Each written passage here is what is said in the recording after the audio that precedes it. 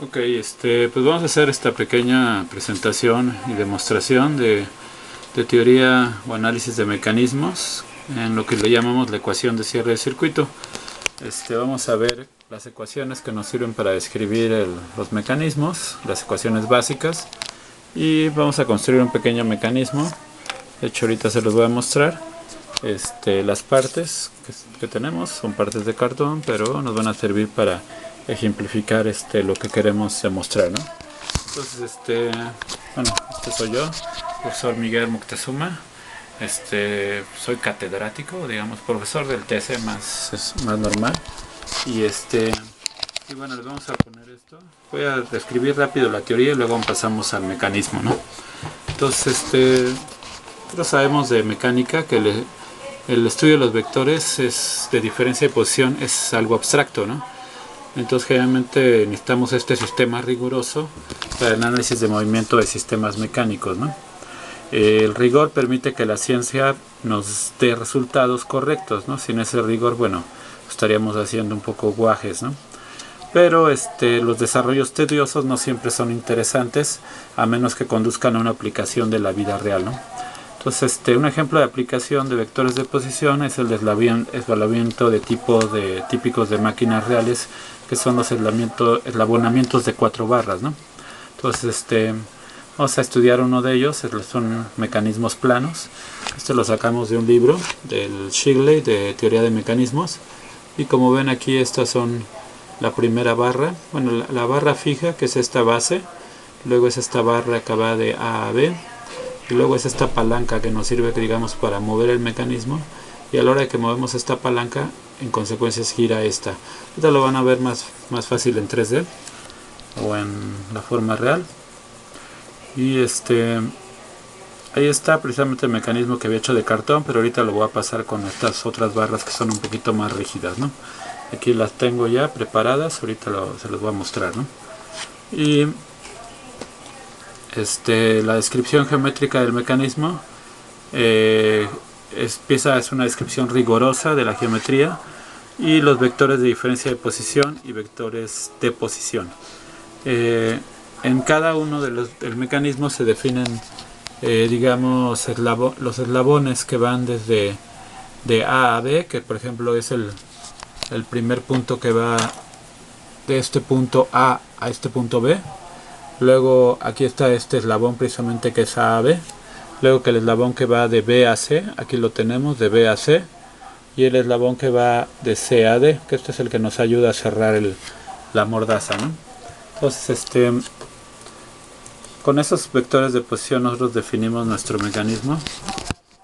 Y aquí tenemos las 4 partes, ¿no? Aquí tenemos el eslabón RBA, luego el eslabón de CAB y el eslabón de CAD, ¿no? Y vamos a hacer algunas notas, algunos comentarios.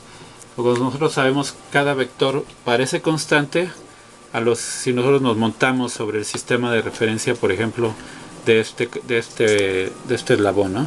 En este eslabón, si nosotros nos montamos sobre este eslabón, nos va a parecer constante los movimientos respecto a ese sistema de referencia, igual respecto a los otros sistemas de referencia.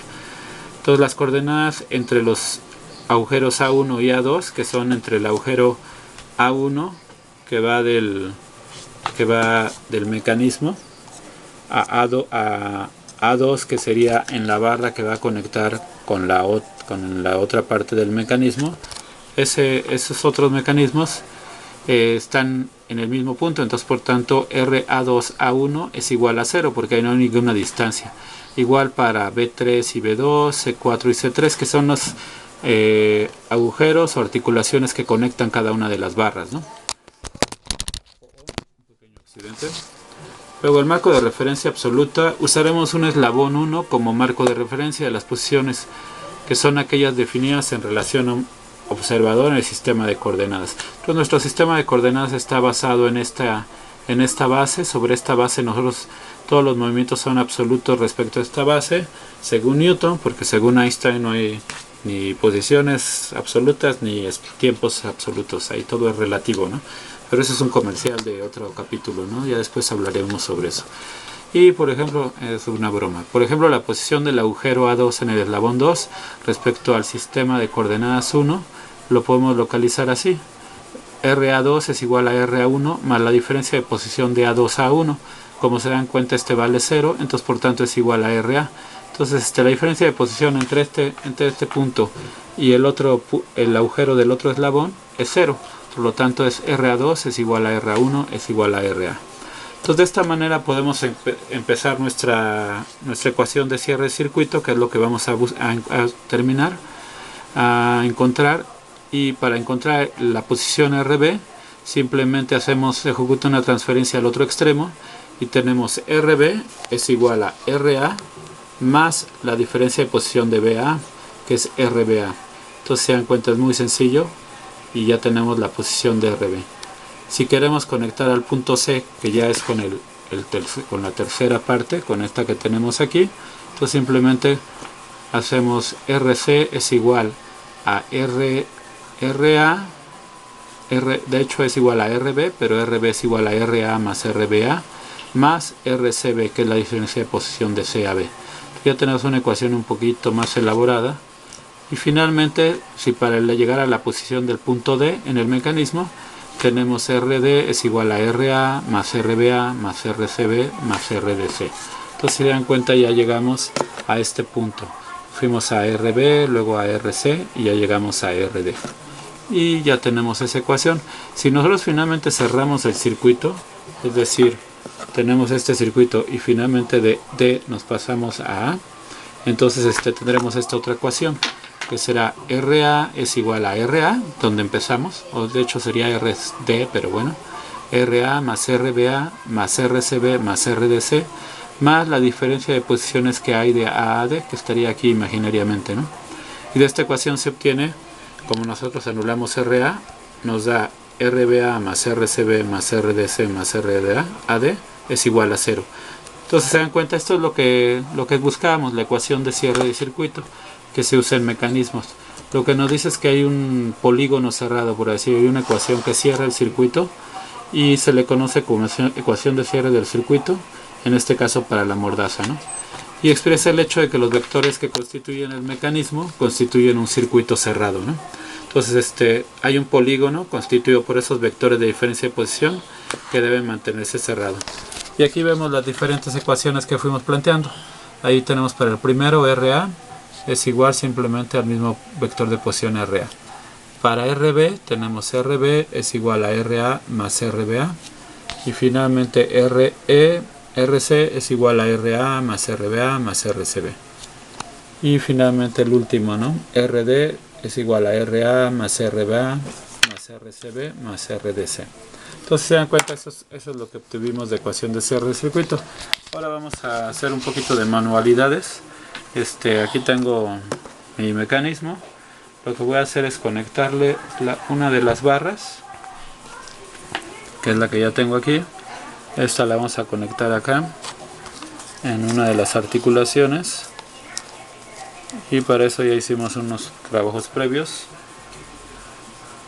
Como no quiero regarla enfrente del público, primero insertamos aquí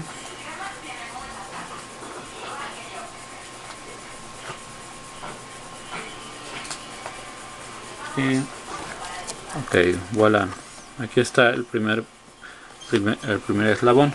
Siguiente eslabón lo vamos a poner acá precisamente, pero antes voy a poner el otro eslabón que tenemos aquí, pero este está precisamente con la palanca o con la parte que nos sirve a cerrar la mordaza, ¿no? Que sería como la prensa, digamos. Entonces otra vez aquí hay que hacer más grande el pequeño agujero de la mordaza. Entonces aquí lo tenemos. Vamos a simplemente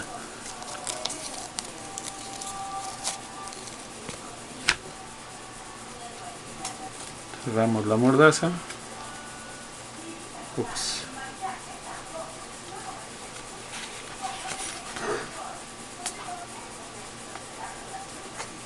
Y eso que no lo hice en madera, si lo hubiera hecho en madera estaría batallando más todavía. Pero bueno, así son las cosas a veces cuando pasan. y o cuando sucede, ¿no? Entonces aquí ya lo tenemos.